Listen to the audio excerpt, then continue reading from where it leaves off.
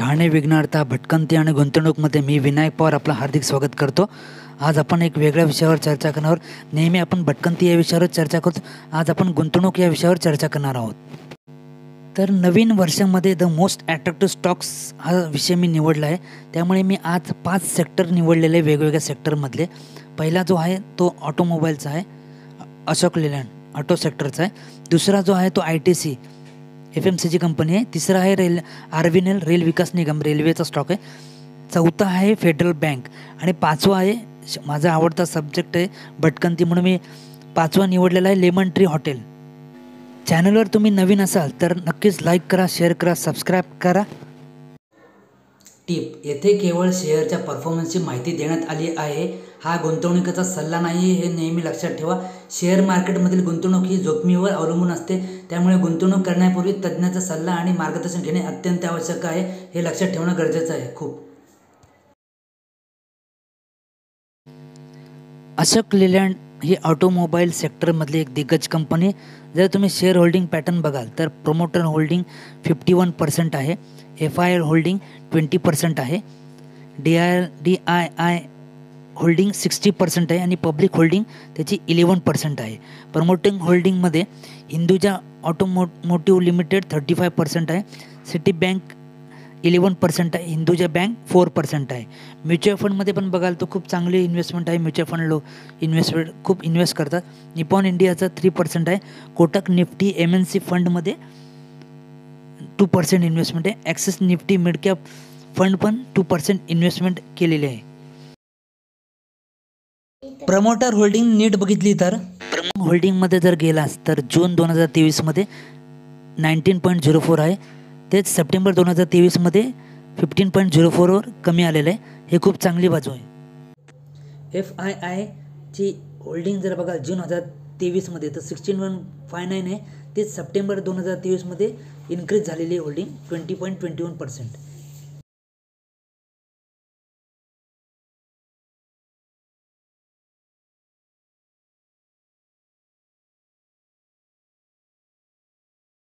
Public होल्डिंगमध्ये बघाल तर जून 2023मध्ये 11.02 आहे, तीच इन्क्रीज झालेली आहे सप्टेंबर 2023मध्ये 11.66%।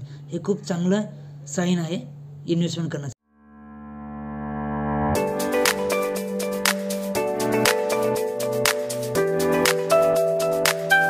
रिटर्न ऑन इक्विटी कमी असला तरी 2023मध्ये त्यांनी कव्हर केलेलं आहे 14.50%। EPS म्हणजे अर्निंग पर शेअर देखील खूप छान आहे 2023मध्ये। कंपनीचा रेव्हेन्यू बघाल तर 2021 पासून वाढत चाललेला आहे, 2022ला 2023ला देखील ग्रोथ झालेला आहे। कंपनीचा नेट प्रॉफिट देखील 2023मध्ये छान आहे। रिटर्न्समध्ये बघाल तर 3 मंथ्स रिटर्न्स आहे 4.18%, 3 इयर्स रिटर्न्स आहे 71.31% आणि 5 इयर्स रिटर्न आहे 85.38%। खूप छान रिटर्न्स आहेत। डिलिव्हरी आणि व्हॉल्यूम ॲनालिसिस बघाल तर व्हॉल्यूम आहे 1 करोडच्या आसपास आहे आणि डिलिव्हरी 60। डिव्हिडंडबद्दल बोलाल तर दरवर्षी न चुकता चांगला डिव्हिडंड देण्यामध्ये ही कंपनी नंबर 1 आहे। ॲनालिस्ट रेटिंग बेस्ड ऑन 39 ॲनालिस्टनी पण बायचं दिलेलं आहे, 59% बाय दिलेलं आहे, आउट परफॉर्म 23% आणि होल्डिंग 10% होल्ड करायला सांगितलं आहे। आता आपण दुसऱ्या स्टॉक्सकडे वळणार आहोत, तो आहे ITC इंडियन टोबॅको कंपनी। ही FMCGमध्ये सिगारेटमध्ये तर आहेच, पण FMCG सेक्टरमध्ये पण नंबर 1 कंपनी आहे। या कंपनीचा ग्राफ बघाल तर revenue, net profit, EPS, return on equity खूप चांगले आहे। आणि रिटर्न्समध्ये बघा 3 मंथ्स रिटर्न्स आहे 3.5, 3 इयर्स रिटर्न आहे 126.06 आणि 5 रिटर्न्स आहे 58.02 आणि डिलिव्हरी आणि व्हॉल्यूम ॲनालिसिस पण खूप छान आहे। 34 ॲनालिस्टचं रेटिंग बघाल तर बायचं रिकमेंडेशन आहे 59%, आउट परफॉर्म तर तो आहेच 32% आणि होल्ड ठेवायला सांगितलं आहे 9%। आणि डिव्हिडंडमध्ये बघाल तर वर्षातून 3 वेळा हा डिव्हिडंड देणारा स्टॉक्स आहे इंटिरम, स्पेशल आणि फायनल डिव्हिडंड दिलेला आहे. इंटिरम डिव्हिडंड आहे 6 रुपीज, स्पेशल डिव्हिडंड आहे 2.75 आणि फायनल डिव्हिडंड आहे 6.75. आणि शेअर होल्डिंग पॅटर्न बघाल तर फॉरेन इन्व्हेस्टमेंटची होल्डिंग आहे 43%, DLLची इन्व्हेस्टमेंट आहे 41% आणि पब्लिकची इन्व्हेस्टमेंट आहे 14%. इनसाइट्समध्ये बघाल तर म्युच्युअल फंडने आपले होल्डिंग इन्क्रीज केलेले आहे, वाढवलेले आहे. 9.17 टू 9.40 इन सप्टेंबर 2023मध्ये वाढवलेले आहे. Number of mutual fund scheme increases from 383 to 395 in September 2023. Domestic holding जर बघाल तर लाईफ इन्शुरन्स कॉर्पोरेशन ऑफ इंडियाचे होल्डिंग आहे, जनरल इन्शुरन्स कॉर्पोरेशन ऑफ इंडियाची होल्डिंग आहे, न्यू इंडिया ॲश्युरन्स कंपनीची देखील होल्डिंग आहे, SBI निफ्टीची पण आहे आणि ओरिएंटल इन्शुरन्स कंपनी लिमिटेड यांची देखील होल्डिंग आहे ITC या स्टॉक्समध्ये. म्युच्युअल फंडची इन्व्हेस्टमेंट बघाल तर 15%च्या वरच आहे. कोटक निफ्टी 50 व्हॅल्यू 20 ETF आहे, Nippon India ETF Nifty 50 value 20 याच्यामध्ये देखील 15%च्या वरच म्युच्युअल फंडची इन्व्हेस्टमेंट आहे ITC स्टॉक्समध्ये.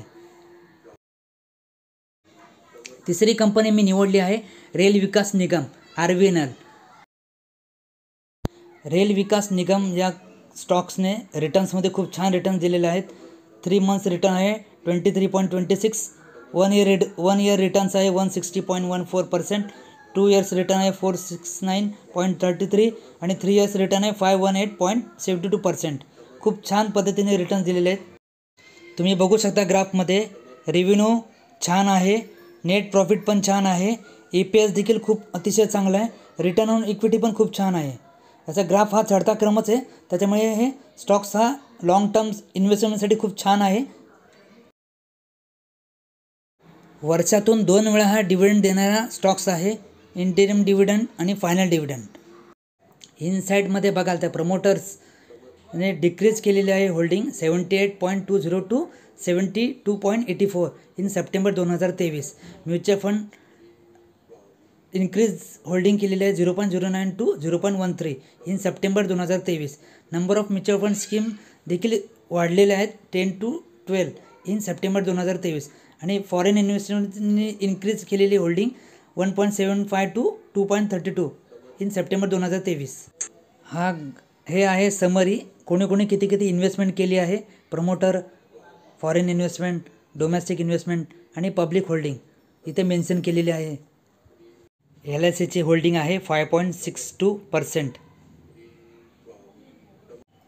ही आहे म्युच्युअल फंडमधील इन्व्हेस्टमेंट. चौथा स्टॉक्स मी निवडला आहे बँक सेक्टरमधला फेडरल बँक. फेडरल बँकचं जर ओव्हरव्ह्यूमध्ये जाल तर ग्राफ बघा, खूपच छान आहे. Revenue, net profit, EPS, ROE खूप छान आहे. सगळीकडे ग्रीन सिग्नल आहे, कुठेही रेड सिग्नल नाही आहे. त्यामुळे हा स्टॉक इन फ्युचरसाठी, लॉंग टर्मसाठी खूप चांगला आहे इन्व्हेस्टमेंटसाठी.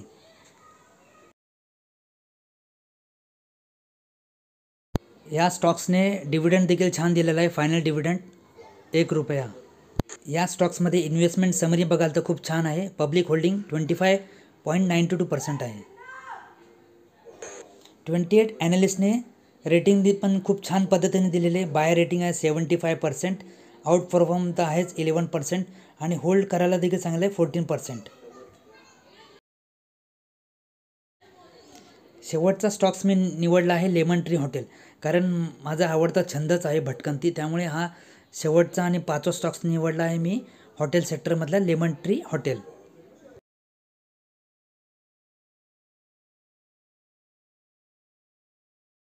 होल्डिंग इन्व्हेस्टमेंट समरी आहे.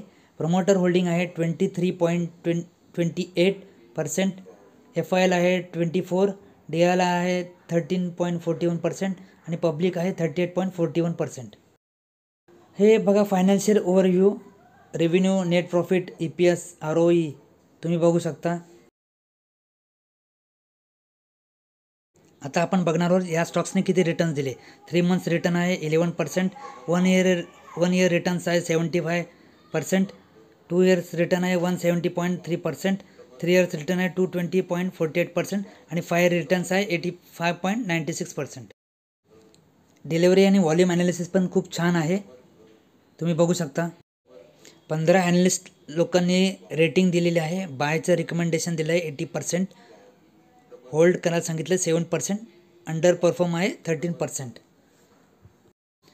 हा व्हिडिओ तुम्हाला कसा वाटला नक्कीच कळवा. लाईक करा, शेअर करा, सबस्क्राईब करा. ही माहिती कशी वाटली असेच यापुढे देखील माहिती आम्ही देत राहू. बघत राहा ठाणे विघ्नहर्ता. या चॅनलवर नवीन असाल तर नक्कीच सबस्क्राईब करा, लाईक करा, शेअर करा. जय हिंद, जय महाराष्ट्र.